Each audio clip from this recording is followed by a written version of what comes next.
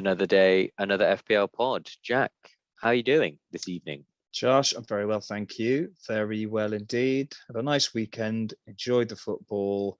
Bit of a drab game week that we'll get on to, but can't complain. Can't complain about life, really. Yeah. How are you doing? Great. Yeah, all good. As you said, drab game week, and we have to say again, we are recording in the middle of the Monday night game, Yeah. and it's currently 1-0 to Wolves, isn't it? So it's 2-0, Josh. It's just 2-0. gone 2. Jimenez has just scored for the Wolverines, for Wolves. So yeah, it looks like in the studio, Jack. Jimenez has just 2-0. scored. Yeah, this just in. No assist by the look of it, but Jimenez just scored. Yeah, we'll come on to this, Josh, but this was one of many games this week that I thought was very difficult to call which way it would go. One of many. So yeah, maybe that'll be a little theme this week. But speaking of this week, what have we got on, Josh? Give us a running order. Running order is the same as last week, so we found a little groove now. So we're going to review our game week 10 points as they are so far, look at the XG and XA top performers. Then we've got some quickfire questions. We've picked some fixture predictions, 3 fixtures that we think are going to be good or difficult to choose for certain FPL assets. Then we're going to look at game week 11, our transfer plans and captaincy. And then finally, check out how the algo teams got on. Great. Sounds good. I'm happy with that. Memorized that. So second nature now, these pods for us, Josh. Exactly. Excellent.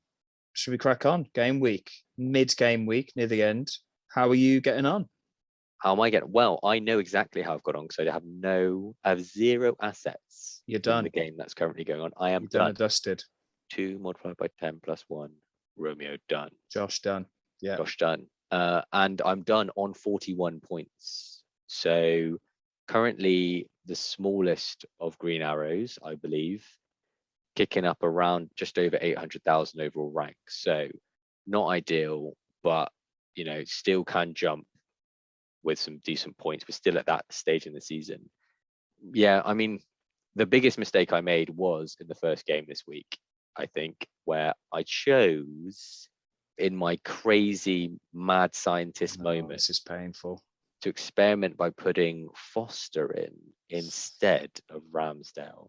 Oh, man of the week, Ramsdale. Yeah, that's. And you said it, man of the week. He had an absolute stormer. Some of the saves he was making, unbelievable. That one off the free kick where he tapped onto the crossbar was beautiful. And then gets up to save it again. Like he's just, I mean, he had 10 points. So that versus, Foster's 2 points. Cheers, Foster. Cycling GK lets you down. Is that a lesson for you then, Josh, to just not mess with that? Not mess with the black magic of rotating goalies, or do you not regret it? Or wait, 100% regret it. I mean, yeah, you definitely regret it. But do you look back at the decision and think, actually, no, this decision was the right one? Or do you look back and think, what the hell was I thinking? I mean, of course, with cold, hard hindsight, all of the obvious things come out. Like, he plays for a better team. He's the better goalkeeper out of the two. Why the hell did you make this decision? And yes, the take-home message for me is, when you're trying to, go up the rank, you've had a few bad game weeks, is just, stick to what you know. Yeah. Do the basics. It's exactly why I don't mess with it, because you can really beat yourself up with the goalie rotation. I've done it years gone by, and it's just take that decision out of the game. I think FPL General tweeted this week and got in some debate with it, that he said he likes to take decisions out of the game, so allow himself to make as few decisions as possible, with the goalie rotation being one. And people are like, no, it's all about decisions, it should be the game. Like, that's a really poor take. But I agree with him, because actually Foster did better than Sanchez this week, who's my goalie. But I don't feel that pain of having Ramsdale on the bench, because I've just got Steele on the bench, who had 0. So even though your goalie did better than me, you're looking in pain at that 10 points on the bench. Whereas I could well have Ramsdale on the bench, but I don't. So I don't beat myself up in that way. So it's an interesting one. Thanks for trying to make me feel better. But, I think you're right. It wasn't really. It was an awful move. Lessons. Yeah. Damn it. But yeah, so that kind of set the tone. And then, blanks from Trent, Cancelo, Diaz. What's going on They're with the not City doing it for you, defense? Josh. These City defenders, are they? Every We're gonna week we're gonna get onto that, they're kicking your ass, man. because yeah, that is a talking point. So Mm. cheers, Pep. But yeah, obviously returns from Livramento, Salah, Ben Rama finally doing something, Rafinha, and then blanks across the front line from Tony, Antonio, and Vardy. So yeah, green arrow, so can't complain. But Ramsdale, that would have put me in a nice position. But let's not look into the past. How did you do? Yeah. Well, let's just hold up a mirror, Josh, because we're Oh, looking very similar. So I'm currently on 41 live points with 2 subs to come in, but I've got Cody mid game. So I'm in that weird. It's such a week of sort of. It's most people have done pretty poorly this week, haven't they? So we're in a league. We're in quite a competitive league of about 40 managers, where the manager of the week wins a prize each week, and normally that top manager's on about 85 points. I would say 70 to 80 points.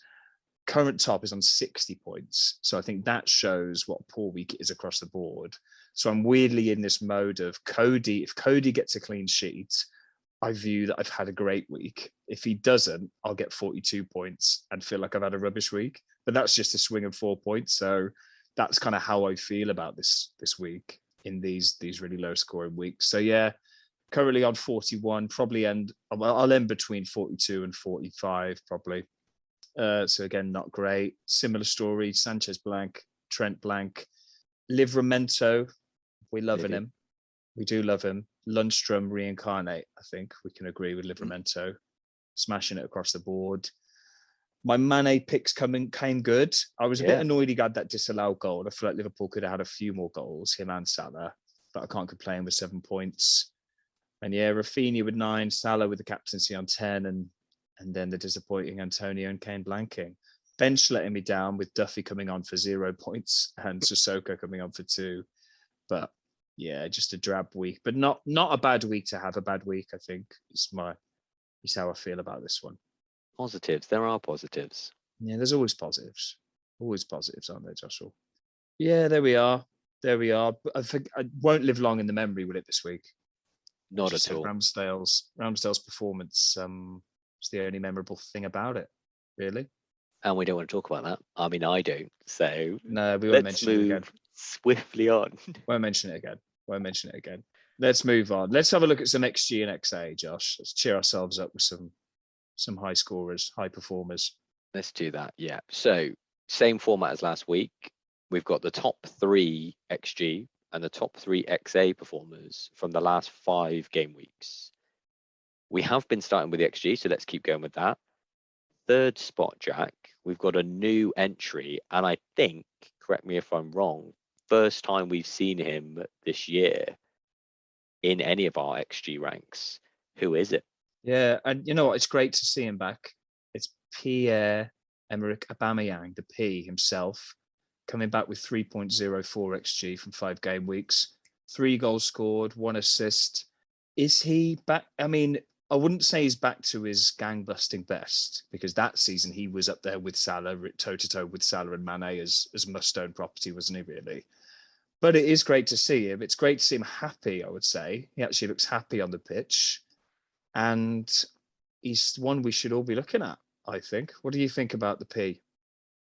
I mean, you can't ignore him. I think he's kind of snuck into half of, or partly into the conversations we've had about, premiums and who should you be thinking about, or who could you look at. We're starting to see, we're seeing him here, scored 3 goals in the last 5. Like, he is in the conversation. And I think it comes down to, do you want to jump on him this early and be proactive, or do you want to kind of wait a little bit and see what that turns into? They've got Watford this week, so it's that's not a potential time to roll the dice. But then they've got Liverpool the week after, then Newcastle, so it's like a up and down. I don't know. It's, you can kind of, you want him for next week, you don't want him for game week 12, you want him again for game week 13. But with these kind of choices, you just got to roll the dice sometimes. So I personally won't be. I mean, a Vardy to Aubameyang move seems a quite obvious one in some places. A lot of people did the Lukaku to Vardy, didn't they? So, but I'm probably going to be keeping with Vardy because I think it's just much for muchness, moving. Bit sideways. Yeah. Bit sideways. Well, yeah, I don't know. I think I'm a bit more up on Aubameyang than you. I guess just a question on a couple of things you said there. I mean, I think now we're living in the age of it's a barren wasteland of strikers suddenly, like complete opposite of what it was at the start of the season. I think, I think Vardy is flattering to deceive a little bit. Antonio's blanking, which we'll come on to. Tony's not doing it. Danny Ings is injured. Bamford's injured. Dominic Calvert-Lewin's injured. So I think, and you said he's in the conversation, but weirdly, I feel like he's not in the conversation in sort of conversations that I've seen about strikers, and I think he's gone under the radar quite a lot. Aubameyang. I mean, what's his team selected by percentage at the moment? Let me have a look. I mean, the differential 11, Josh, are going to be looking at this guy if he's under 5%. But 5.2. 5.2. So he's just out of bounds for differential 11, but that's still amazingly low, isn't it? And as a Kane owner, I'm sort of after that weekend, I'm like, well, that was the wrong move, wasn't it? But yeah, 9.9, much cheaper than the Kanes and Lukaku's. He's in the annoying midway point of not quite a mid-price, not quite a premium. But yeah, I like Aubameyang. I like him. Arsenal week by week are just getting better and better, I think. And maybe it's time for the P train to jump aboard. The gravy train. P spoon with a P on it. I don't know. Cut that bit out. So yeah, that's Aubameyang. I think good. You're still. I feel like you're still a bit wait and see. And that matches our characters. I'm play it safe. You're a little bit, Trying to say risky. Trying to say. Some would say risky. Some would say reckless. Yeah. Some would say reckless, thoughtless. So if you want to be reckless, bring in Aubameyang. Fair. Who's in at number 2, Josh? It's our beloved Bobby Firmino. Bobby. And he's coming in at 3.05 XG, 3 goals, 1 assist, matching Aubameyang's stats, but having only played 292 minutes compared to Aubameyang's 433. So a lot less minutes, but a much greater return. What are you thinking, Jack? I'm a Liverpool fan, so I'm going to sit on the fence a little bit here. I love Bobby, but we know historically there's doubts around his minutes versus Jota. Are you interested in him? Oh yeah, I respect Bobby. What a great player. But for me, it's two things with him. Main one that you said, it's his minutes. So you just don't know. And it looks like Mane's kind of in the mix now with this three-way between Firmino, Jota, and Mane of who's going to play. Salah's the only one locked in, I feel, in that front three now. So it's that, and it's he takes up a Liverpool spot for me. So it does mean if you go with him, you can't really have the Jota and the Mane and the Trent. You need to have, and I think we're in broad agreement that Salah and Trent are the main men. So him being a forward, him being a striker in the game makes him less appealing than a Jota and a Mane to me. And his price, what is he, 8 million or something? What's he sitting at? 8.9 mil. So again, he's not Jota bargain basement levels. So it's a bit more frustrating when you see him benched over Jota because you can kind of absorb it with Jota's price a bit more. So it feels strange to really big up Aubameyang, who's on a worse team, who's more expensive and has got the same stats, but with more minutes. It feels a bit counterintuitive to be singing Aubameyang's praises and saying Firmino's an avoid. But I just think Aubameyang will start every game. And yeah, I don't know. Maybe he's a good buy. What do you think? Okay, what do you think? Buy or no buy? Just not a buy for me. Just buy. No. Just knowing that he will get points, but because of the roulette of minutes, and as you said, the rotation of those front three spots, for which three players are fighting for two of them because the Salah's locked in. You'll again roll. It's much like many City assets. You're rolling the dice on having him and playing him when he performs well. Can you afford nearly 9 million to have someone who's potentially not going to play or come on for 20 minutes or 15 minutes, etc.? And the other thing is what we've seen in recent seasons is he's just not as prolific as, the Manes or Salahs. Definitely not the Salahs, but even Mane and a bad year outscores Bobby. So, and we saw in the game on the weekend, he was put through and just skied it. Like there are games where his confidence is sky high and he looks like he can do everything. And then there are most games, his finishing doesn't look quite top tier. I was going to say, I feel like he's sort of put to bed a bit that last season it was really bad, wasn't it? It was so noticeably awful, his finishing. And people were jumping on him as a number 9 for Liverpool. You need to be scoring more. But I feel like this season he's gotten better at it. That game he scored a hat trick the other week, I thought his finishing was really good. But you're right, there's always that lingering doubt. And as you say, Mane, I feel better having Mane in my team than I do than I would Firmino, even at Mane's price. But I would say that it's maybe a bit unfair to put him in the bracket to put him and Jota in the Man City rotation bracket, because at least one of them will play. Like with City, it's like 3 of 8 of them are going to play, and 4 or 5 aren't. So I don't think it's that drastic, but it's not. There's just not quite enough there. Is there with Firmino to make you want to jump on him, even in this striker drought that we're going through? Too much risk, yeah, unfortunately. Yeah. Sorry, Bobby. Sorry, Bobby. But the number 1 spot, he's already been mentioned just in that conversation. Mohamed Salah, Jack. No. He's ever present. 450 minutes, an XG of 4.12, 6 goals, 4 assists in the last 5 games. Mad numbers, isn't it? He's head and shoulders above any other player in the Premier League at the moment. And even though he disappointed us this week with just an assist return, which, yeah, very disappointing. Did he have a goal disallowed like Mane did? Maybe not. Was he through on goal at one point? I thought he put it in the net. Maybe not. But what more can we say? Is he still a perma captain for you at the moment? Yeah, I think until we see anything otherwise, he's still returned, didn't he? Like, he's just incredible at the moment. And I don't think 1 week where he only got an assist affects really that much our confidence in the next game week, for example. So West Ham, a bit of a trickier game this week, but Liverpool still look good in an attacking sense, and he is at the forefront of that. So I will be putting the armband on him. Yep, same. We've done Salah to death, and he's always in these bloody charts. Exactly. We almost need to change the metrics so somehow he's not, but it says it all that he's been top of the XG for a long time now. A long, long time. But that's the XGs. Yeah. Onto the XAs. XAs, yeah. 3rd spot, he retains a spot in the top 3. We saw him last week. Yuri Tielemans, Jack. So 1.69 XA, 2 goals, 1 assist in the last 5. Are you interested in from a goal scoring and kind of creative playing perspective?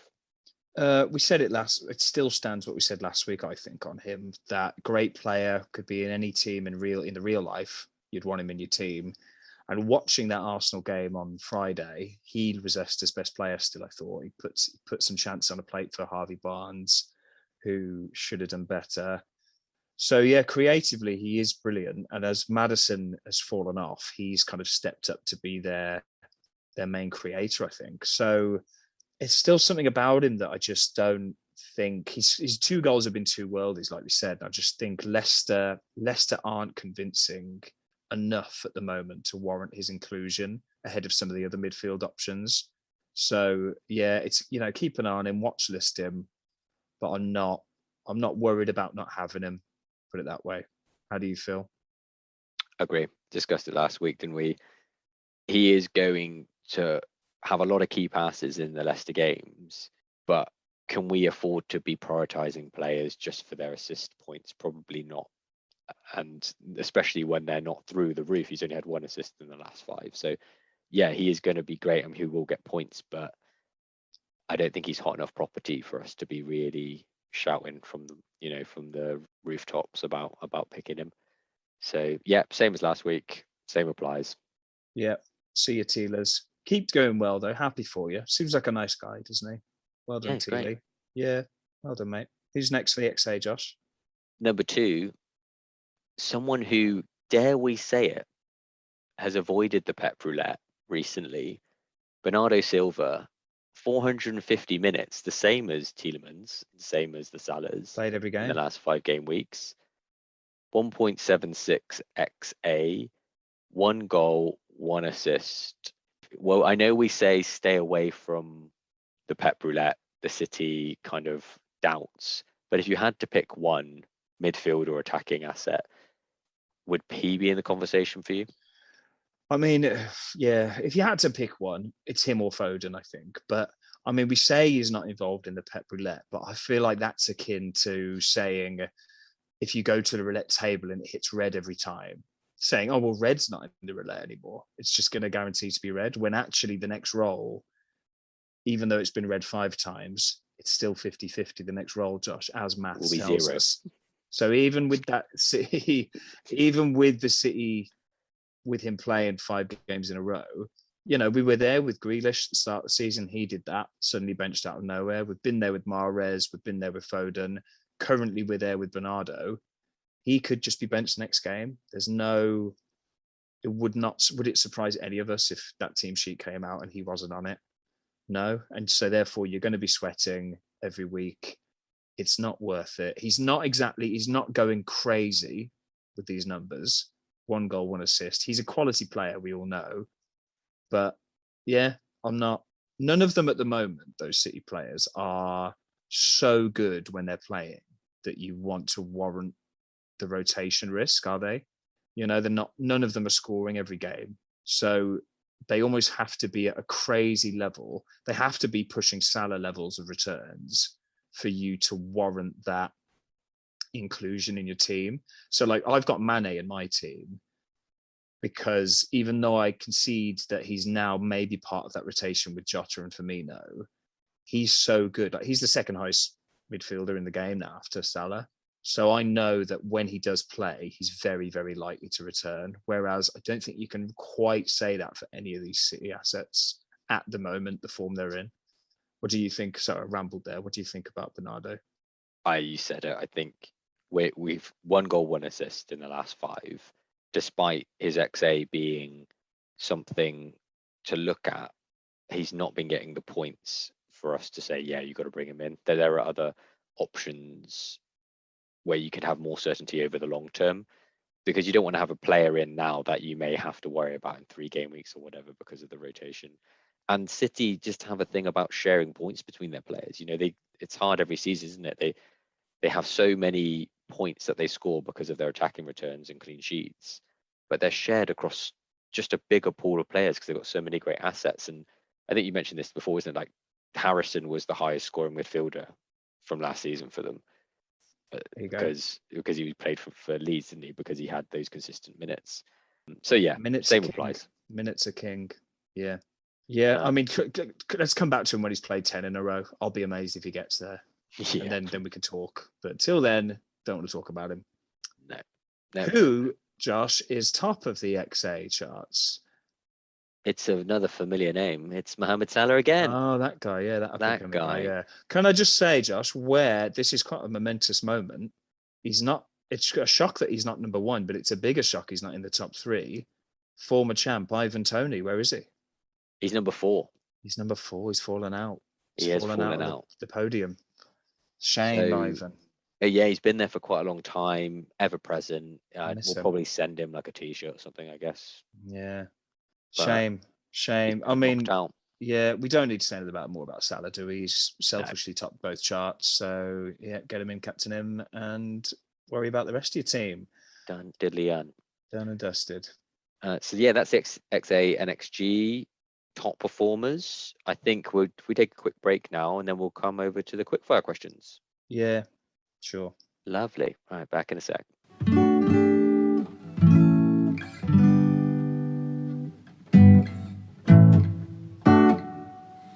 And we're back. So now, Jack, we have the quickfire questions. Last week, you read them out to me. So this time, switcheroo, I will be the interrogator. Great. Or should I say interview? That's a bit softer. There we go. Yeah, No, I'm not going to be interrogated. I can take the heat. I can take the Okay, heat. all Let's right. do it. Well, let's ramp it up. So Yeah. first question: Chelsea defense, are they must-haves? And I will say that broadly because we don't know which exact players to talk about, but please include that in your answer. Sure. Chelsea defense. I don't own any. I think they are their City's attack, but in defensive form. In that you just don't know. They're frustratingly all such good assets when they play, but you really don't know if they're going to play. And I'd put even the mighty Chilwell in that because Alonso isn't going anywhere, is he? He's still going to be breathing down that neck. And Chilwell's the better player. I think everyone would agree. But I just think the rotation, Tuchel seems to like rotating random players. And look at Azpilicueta owners this week, completely screwed over. James comes in, gets 21 points. Unbelievable. But even owning James now, I think there's a reason we're not all rushing to James. And that's because we know he may well be benched next week. So I'm avoiding personally. I'm treating them like I treat City assets. It's a very tempting. What's a tempting thing that's actually bad? A snake and an apple. What's a famous Poison tempting apple? thing? Yeah. Siren calls. There's sirens on the rocks. You know, Either of those. summoning my ship that is my team onto the rocks. Maybe. Yeah, they're a temptress that I'm going to avoid. What do you think, Josh? Do you own a Chelsea defender? I did own Alonso up until recently. You And I did. switched him over to Trent. You did. But with this City issue, and we're going to get over to that of not looking confident with their cleans, Chelsea do have, the lowest XGA of any team at the moment, and they have the lowest conceded They're great. goals. Yeah, So they're great. they're great. But again, this is that as you mentioned, it's the City asset conundrum, isn't it? Even a Rudiger. Could I interest you in a Rudiger? He only missed one game because of injury. Apart from that, he's played every game.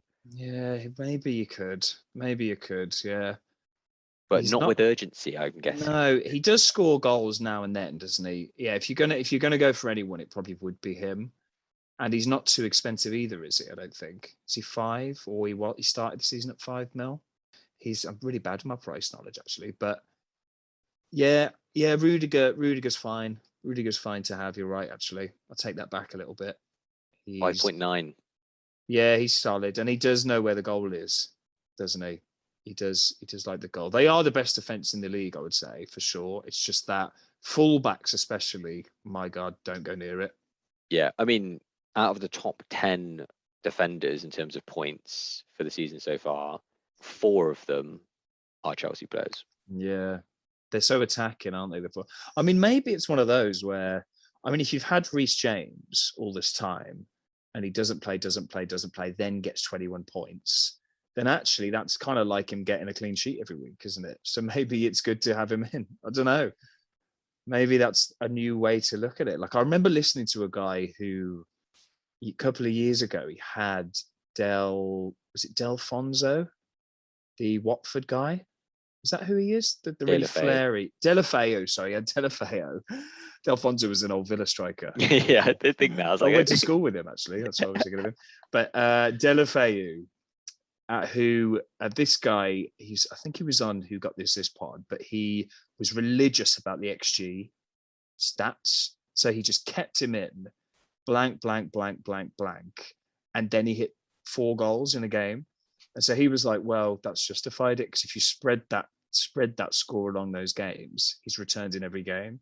So that's a kind of interesting way to look at it, because you get blinkered by just a return that given week, don't you? Whereas you don't think actually, like a Jimenez who might score a goal every week, you never think, oh, he's amazing.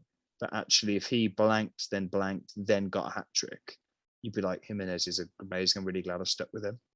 So it's an interesting, like, psychological effect that was too long on that question, Josh. Let's move on. Quick fire. Give me the next one. Next, what do you do with your City defensive assets? So we mentioned at the last one, they haven't had as many cleans as we were hoping for or expecting. Do you want them? What do you do if you've got them? Man, you've got them. I know you've got two of them, Cancelo and Diaz, and they're the two that I would get as well. And I would have got if I'd wildcarded when you did. You've just been so unlucky with them. Non-owners like me have been very lucky in what's happened to City. I mean, a stupid penalty to give away by Edison at the weekend, and yeah, they just leak the odd goal, don't they? They leak. I wonder if it's just a factor of having so much possession that they do go to sleep a little bit, as good as they are. 4-1 to, I mean, beating Brighton 4-1, there was no need. They've just lost to Palace. They got the clean against Burnley, didn't they? Yeah. But it's very unlucky. And Cancelo especially, so attacking, but just hasn't delivered for him, has it yet? I think you hold is the answer to that, and don't knee-jerk them out, because the cleans will come, and I think the attacking returns will come for Cancelo. Unless you've got Laporte, in which case I think he's done. Get rid of him. Yeah, listening to what you were saying, I think it's just because they haven't had cleans in the last two. And you can point to, especially in the Edison, giving away the penalty when he really didn't need to there, that these are just individual errors which have led to those goals.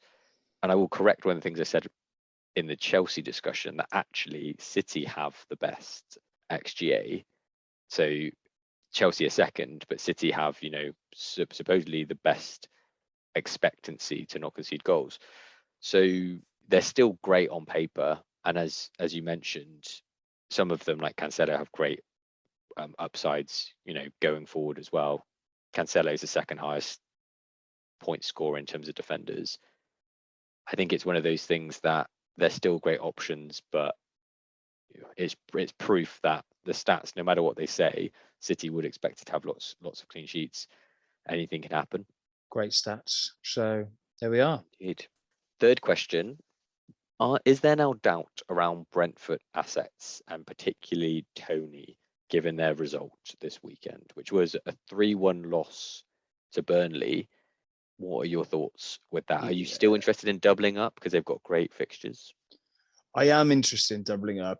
I don't know if I'll do it yet. I mean, what I would say is do not sell any of them. I mean, it's a sin to sell any player from any team that has Norwich and Newcastle next. Like, you cannot.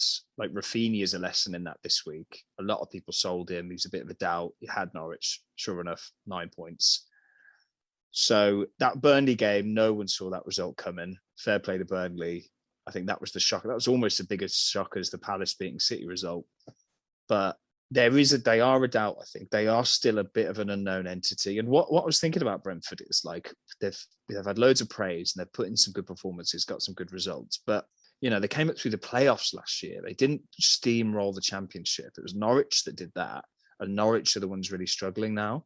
So I think Brentford is still going to have weaknesses, and they're still going to be able to be got at. It's just that teams haven't figured them out yet, a bit like Sheffield were when they came up. So I think they're better than Sheffield were, even in their pomp, and they've got more about them, and they're clever about the way they play.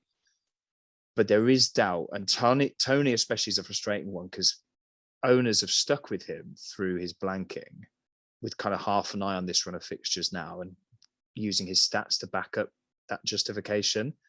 But if he's not going to deliver in these next two, then I think you're going to have to get off him, because if he can't do it against Burnley, Norwich and Newcastle, and he can only threaten to do it in other games, then he's not going to be worth it. So I think hold them now. This is the test. The next 2 weeks are the test for them. Yeah, well said. How do you feel? You've got him, Josh. You've got him. I've got him, Wemo, who annoyingly will hopefully be back next week. But how are you feeling about Tony?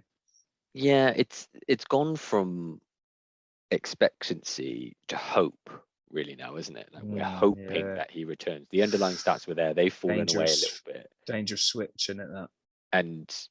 But you're right. So many people have got him in their teams. We saw his price go from, 6.3 or 4 right up to 6.6. So people are getting him in for this run.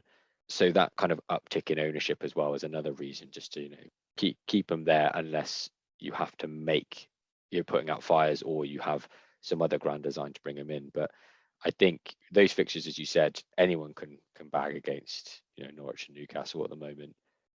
Keep him in with the double as well. We mentioned before, the only ones we'd really like in attacking senses in Buemo next to him. So we'll have to see. Yeah, and I'm guessing they missed him in the Burnley game.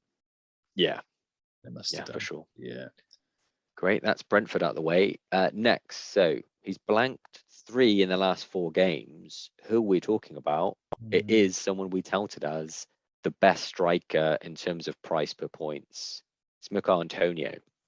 So are we turning a corner here, Jack?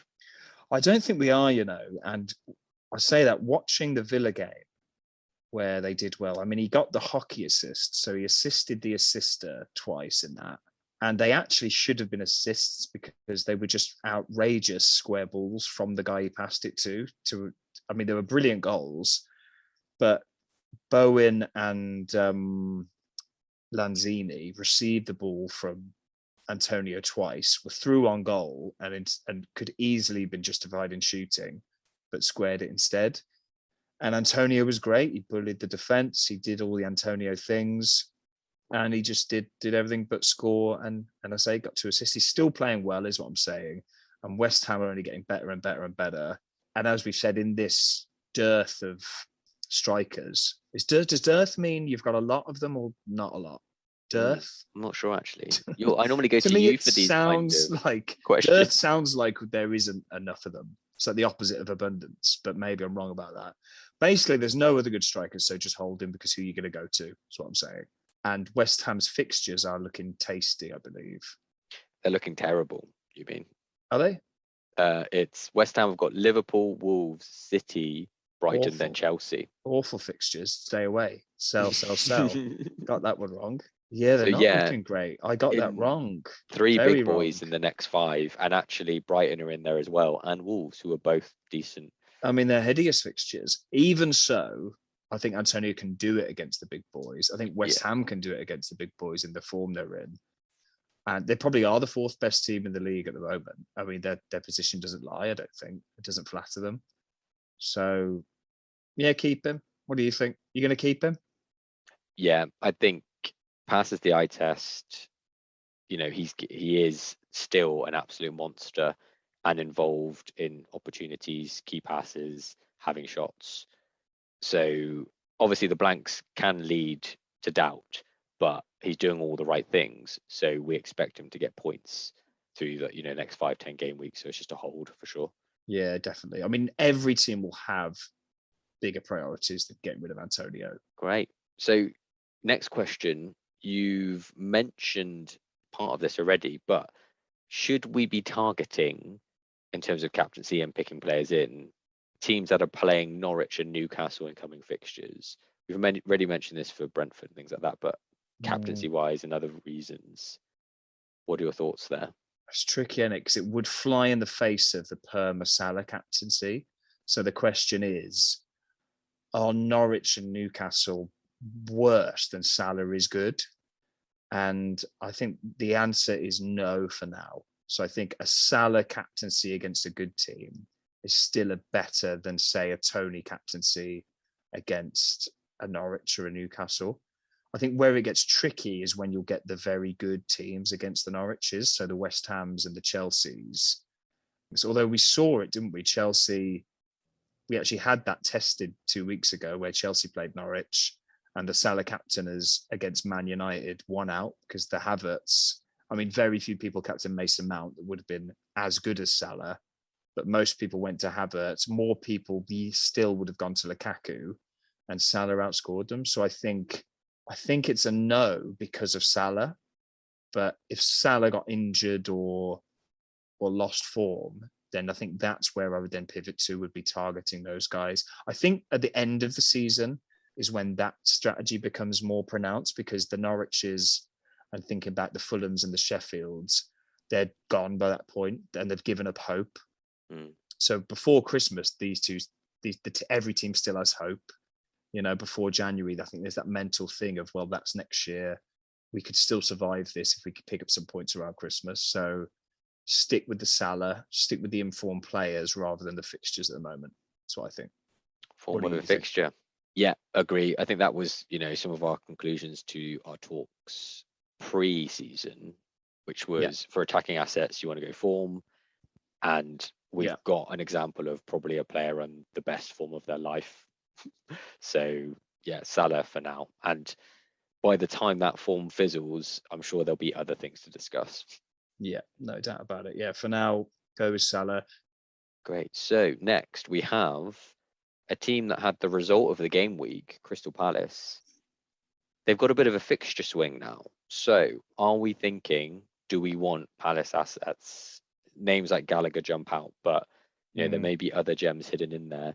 They've got Wolves, Burnley, Villa, Leeds, Okay. then United. It was Palace whose fixtures I was thinking of when I got excited about West Ham.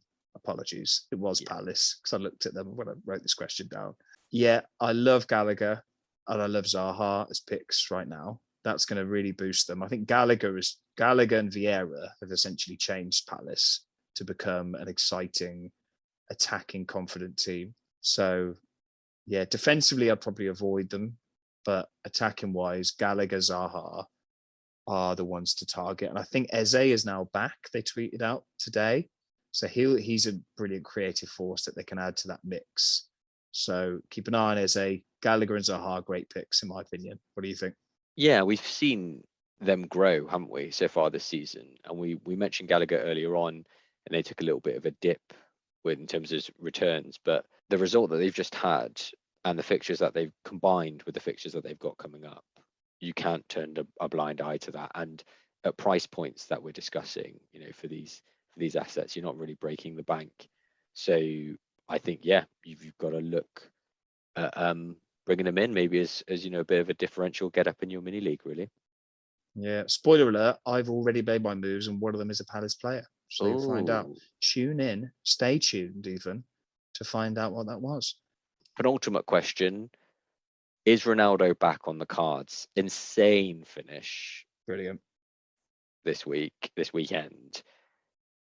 Do we despite what's going on with United? I know they've just beat top Spurs, but Spurs are not. They're probably two teams on the back foot in terms of form. They came out on top. Good performance. Do you want Ronaldo now? Suddenly? It's difficult for me this one, Josh, because they have City this week. So. They have City this week, so I think you can survive a week without him. Probably of all weeks, this will be the week to survive without him. Although it wouldn't surprise me if he scored. But even when Man U were in having their terrible run of games, and arguably you could still say they're in terrible form because Spurs were that bad. Ronaldo's stats were still rising above that, weren't they? So he was still in the XG numbers. I'm surprised he's dropped out of the top 3 actually, but he was always in and around that. His XA was always nowhere, but his XG, because of who he is, was always up there. And I thought his assist was beautiful this week, actually, to Cavani, the little cut back and the prod through. So yeah, I think Ronaldo is on the cards. I think if you've got him, hold him for sure. And maybe I'm in a position where I'm going to have a look at Kane now the Spurs thing has happened, see how he does, but the move to Ronaldo might be on the cards for me. Yeah. What do you think about Ronaldo? Yeah, between him and say Aubameyang, I would be leaning towards Aubameyang, and that would save you, 2.5 as well. True. So him, when you look at it in isolation, yeah, I think he's not a bad asset. But when you start comparing him to other options, and directly at the moment, because Lukaku's off the cards, you're comparing him to Vardy, Kane, who, as you said, is probably not worth comparing at the moment, and then Aubameyang. I think Vardy and Aubameyang are no worse than him, to put it that way. And then you bank the 2.5, which you can spend on other upgraded assets elsewhere. Maybe your Mane's, maybe whoever, more expensive midfielders. Or defenders. That's exactly where I stand. Great asset, but I'd probably prefer a Vardy or a Aubameyang at the moment over him at the moment. Yeah, fair shout. Oh, Everton have scored. It's annoying. There's a clean gone. That is really annoying. Cody clean gone. Iwobi has scored, so it's 2-1 now. Oh dear. Well, don't dwell on it. Instead, think about this final question, Jack. This final question. Pod's over. Pod's done. Cancel the pod. Yeah, what's the final question, Josh? Final question. Does the Spurs sacking and their good fixtures now mean that we should look at Spurs assets? And I'm guessing this is your kind of Sons and Canes primarily. It'll be your Sons and Canes probably, yeah. And I mean, the answer, Josh, is quite a simple one, I think, and it's still a wait and see. I would say we don't know how much of Spurs' awful play, and particularly Kane's awful play, was down to Nuno, or is it down to a general malaise in the club because they're going downhill? Everyone knew Kane wanted to go, etc., etc. So Nuno was probably a bad fit. I think everyone would agree, but maybe it wasn't all on him. The malaise. So I definitely wouldn't be running to jump on the Suns and Canes now at all. But I definitely have my eye on them to see how they get on this week. And who have they got this week? Just Everton. have the fixtures open. It's Everton. So, I mean, they can be got at Everton, but it's not an easy fixture. So maybe it's a very good acid test for them to see. The rumours are Conte. By the time you're listening to this, Conte may be in the hot seat, but I think Mason has taken charge for now, hasn't he? And Kane did play for Mason when he was there, but that was before the summer happened and Kane announced he wanted to leave. So very, very tricky. But I wouldn't say they're an option just yet. What do you think? And what I'm picking up from all those points that you just said is uncertainty everywhere.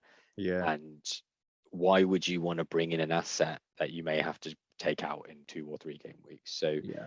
I think we, as you said, use this weekend as an asset test, maybe use the next 2 game weeks even after that as asset tests. If we're going to spend 12.5 or 10 on assets, we want to have a little bit of certainty. So at least some potential, form coming in or something. Very good. So that's quickfire questions done. Next, we've got 3 fixtures that we think are interesting in terms of having assets that a lot of managers will have on both sides. And we're going to talk about them and go through what we think, whether you should play those assets, captainable, etc., etc., etc. So the first one, Saturday, 12:30 kickoff, Man United at home to Manchester City, Jack. Yeah. I'm going to throw it back to you, Josh. I did a lot of talking there on that last segment. What do you think will happen in the game, result-wise, and what assets do you think would be good or we should avoid? Well, what I would say is it's a classic thing with derbies that they tend to be quite cagey and hard fought games, as in not kind of open, free flowing, but almost like a kind of World War I battle where you're fighting over inches rather than kind of miles, isn't it? I think that's how they'll set up again. But City are the better team. We know that. Will the form of last week boost the United players to playing well and winning this game? I don't think they will. I think City are going to win, but United will fight hard in the first half an hour. So what I think is, if you've got any United assets, like defensive assets, I don't think many people do. Don't play them. If you've got your attacking assets for United, I'm going to stick my neck out again and say I don't think they're going to return. I think City are going to keep them to it'll be a win for City and they'll keep a clean sheet. Cool. I think United will have really learned their lesson in how to set up in a game against a good team from that Liverpool game. And it wouldn't surprise me to see them stick to the same formation that they did against Spurs, which really negates all of their exciting English wingers. like bench Rashford, Greenwood, and Sancho, didn't they? And Cavani and Ronaldo sort of did the job for them. So yeah, it wouldn't surprise me if they go back with something like that against City. But I think City are a lot better than Spurs. And I think that I think it might be a bit of a false dawn for United, that result against Spurs, because they were the lowest of the low Spurs then. So I expect a comfortable City win, to be honest. I don't think United have turned any particular corner. I think they're rubbish defensively still. And it's just that Spurs were toothless. So Man City are anything but toothless. So if you have City assets, definitely play them. Maybe bench your United defenders if you've still for some reason got any. Yeah, I'm not hopeful for United at all here, and I don't think that's my anti-United bias coming in. I think it's not a good time for this fixture for them, isn't it? They would have wanted a few more. Yeah, they would have. It'd be interesting to see how they do against Atalanta in the week. Yeah, that'll be very interesting to see as they go into this. Yeah. Yeah. Good point. So interesting one. Cool. our next of the three key fixtures, Josh, we've got Leeds versus Leicester, the two L's. Battle of the L's. Well, you picked this one, Josh. What was your reasoning behind picking this one? Well, mainly I think it's because some people have still got their Rafinhas, for example, and a lot of people have got their Vardys, and we've mentioned, Tielemans, and I'm not sure if anyone will have any defensive assets from these two, but it's really those attacking assets.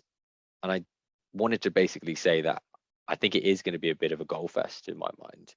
I think they can both be got at in terms of, their defensive frailties, especially Leeds.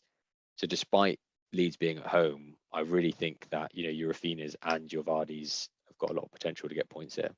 Yeah, I agree. I think Leicester are going to comfortably win this. Actually, I don't think Leeds are any great shakes. They were lucky against Norwich, in my opinion. Norwich had some good chances, and it's amazing how much they missed Bamford. I think it really has shown how much they came to rely on Bamford and his hold-up play and his general forward play.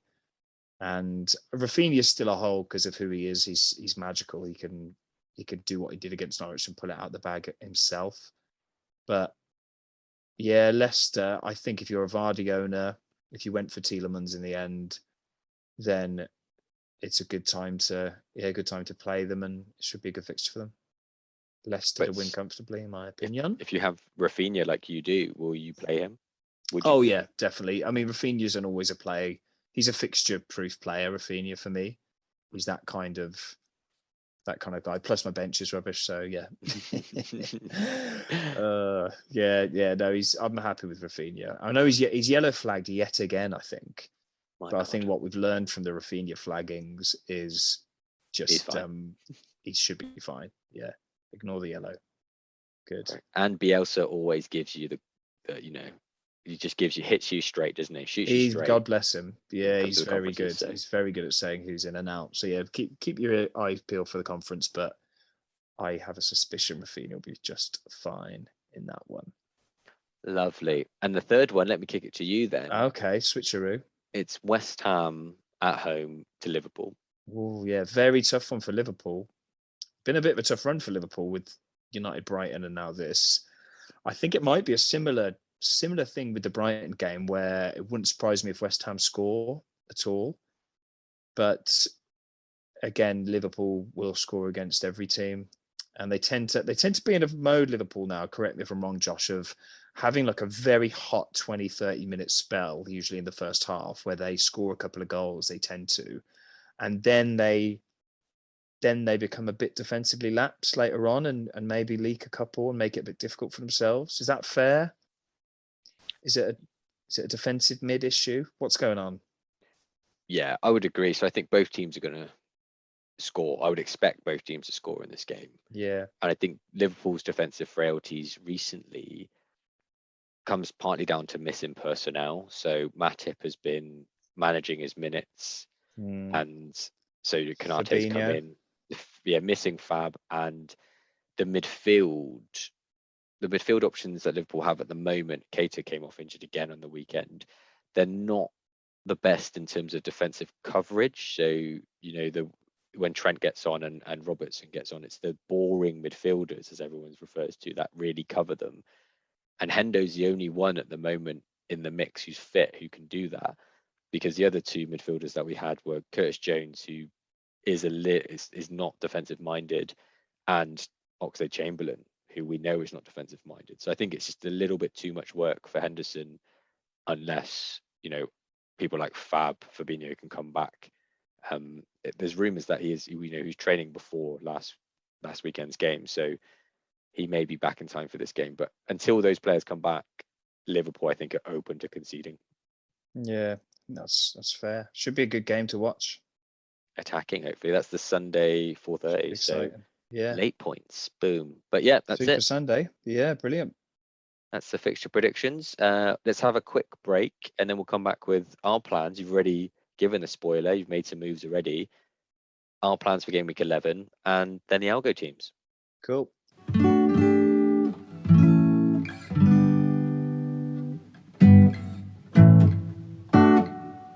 And we're back. again. So, Jack, as promised, game week 11, transfer plans and captaincies, etc., etc., etc. You've already, given a little spoiler. So put us out of our misery. What are you doing for game week 11? Cool. Yeah. All right. Well, I don't know why I did this really. It was a boredom.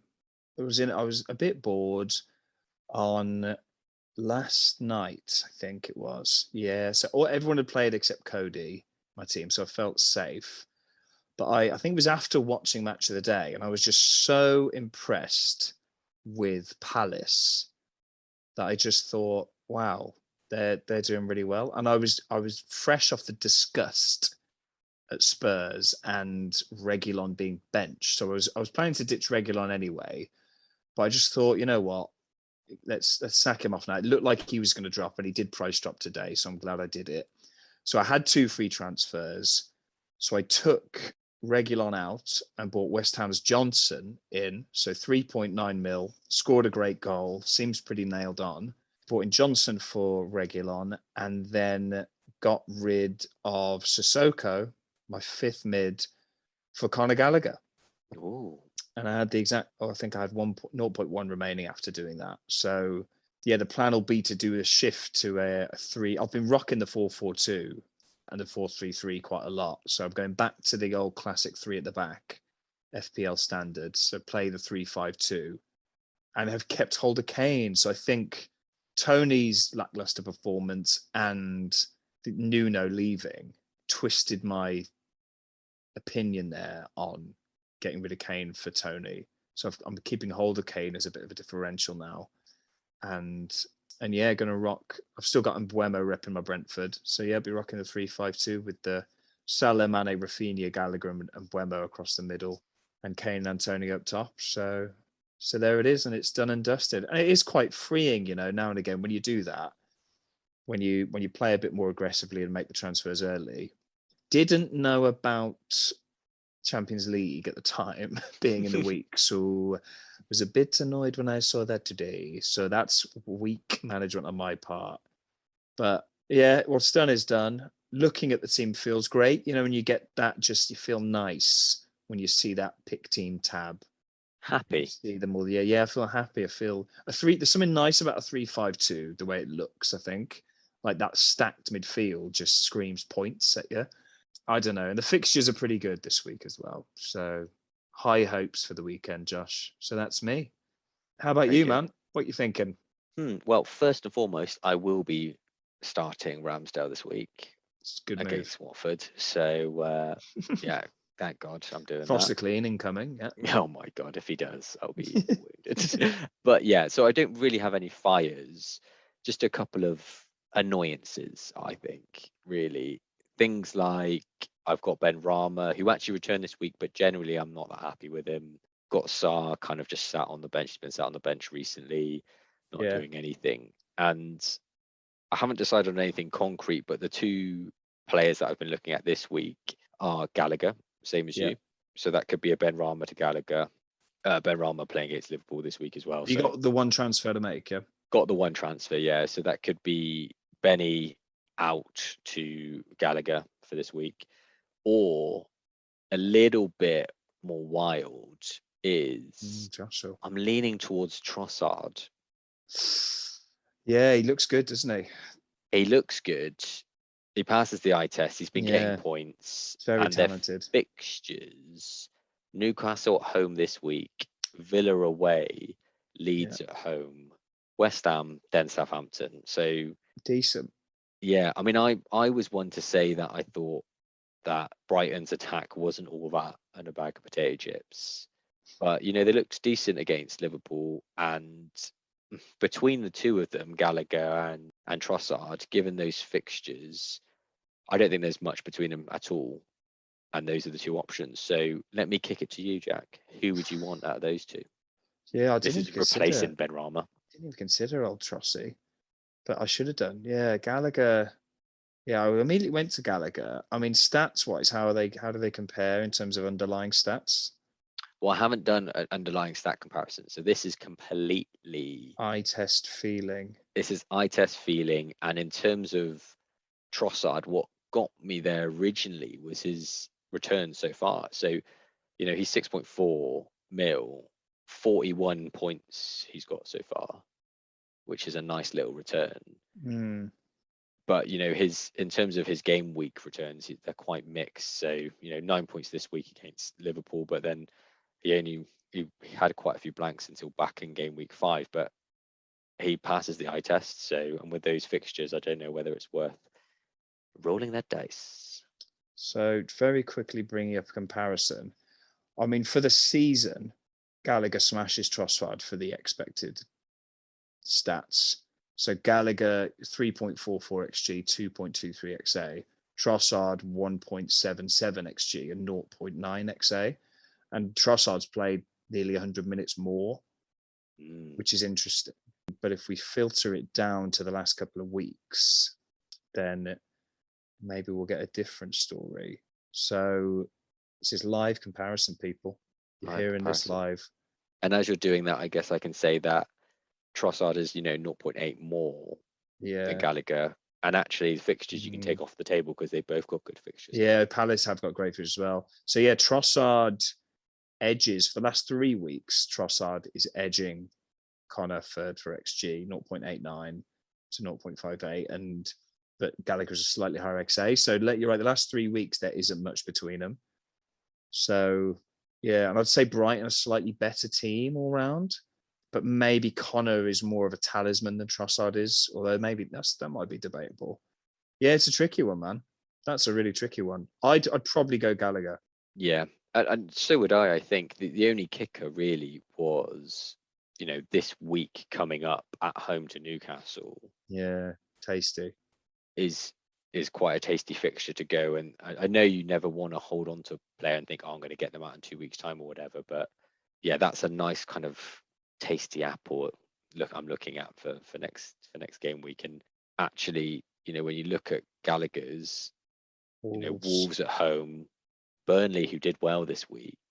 Yeah, then Villa, Leeds, United. Yeah, not as good, are they, actually? No, but they're still decent. So yeah, I think that therein lies the problem. But yeah, that's it for me. Yeah, I'd dwell on that one, sleep on that one, see what your gut tells you, because that goes down to the gut, I think. Yeah, unfortunately, and my gut hasn't been good so far. So. Indecisive gut. Well, you go to the opposite of your gut. Yeah, the Ramsdale Foster, I think, points to my gut. Don't beat yourself about that one, man. I think on paper it wasn't that, but I mean, he should have conceded. Really, Ramsdale. The saves he was making were insane. Some of them. So, Superman. Yeah, tricky. Anyway, and final point, captaincy. Dare I ask? Yeah, it's on Mo. It's on Mo again. I don't think there's really any other. I know a lot of other podcasts like to have a big captaincy chat, don't they? But even watching those videos and listening to them, they're even saying, "Look, there's no need for us to do this at the moment. Just go for Salah." Even though they're playing a really good West Ham, he could just score past them, can't he? I mean, Mbeumo against Norwich or Tony against Norwich, if you want to go for a punt, or a Brighton player against Newcastle. But I'd still fear Salah more than I'd want to go for one of them. Yeah, Salah for sure. Stick to what you know, Captain Mo. Yeah. Great. That's game week 11 transfer plans and captaincy. Jack, over to you with the algo teams. How are our boys doing? Algorithms. Well, Josh. So, quick reminder, we run a differential 11 and an XG 11. So based on algorithms on differential under 5% owned players and XG 11, just the XG data. So what we've seen previously is in the weeks where the template or the majority of managers don't do that well. So like I would say this week. So I think the average will be just above 40 points this week. We've seen in the past that the differential 11 in those weeks have done really well. And that kind of stands to reason because the high-owned players have done poorly at weeks where the low-owned players tend to do pretty well. And this week is no exception, Josh. So the differential 11 rolled a transfer, didn't make a transfer, and is currently on 64 points as it stands. Damn. So really good. So a game week rank of 357,000. They've got the likes of Loughton, who scored.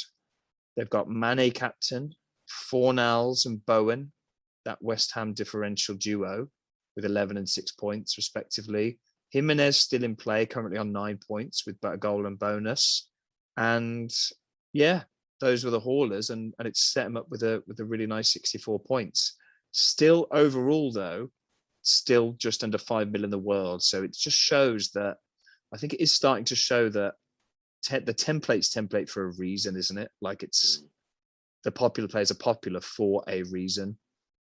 And there may be the odd week like this where differentials do well, but across the whole of the season, that template is going to do better.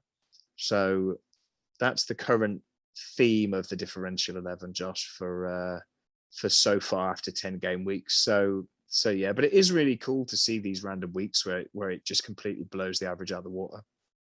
Yeah, and there's a couple of players in there that, although the team may not be doing it consistently, the Manes that you picked early on and the Bowens recently, they've been consistent performers.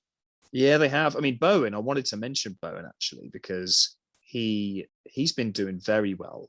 Very, very. I mean, would you consider him in your Benrahma shuffle?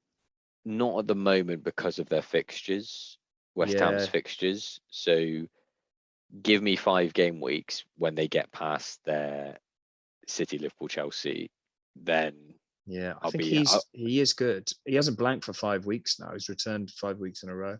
Yeah, that's incredible. If it wasn't for the fixtures, then yeah, I'd be all over that as a sideways move from Benrahma. He'd be in that kind of versus Trossard versus Gallagher discussion, because West Ham are an amazing team, as you said, but those fixtures I think are dangerous. Yeah, I'd agree. And what the other interesting thing about the differential 11 is, like, the rule is that players it can only transfer in players under 5% owned. But quite a few of these players now are now over 5% owned. So you'd say they'd be quite good picks by them.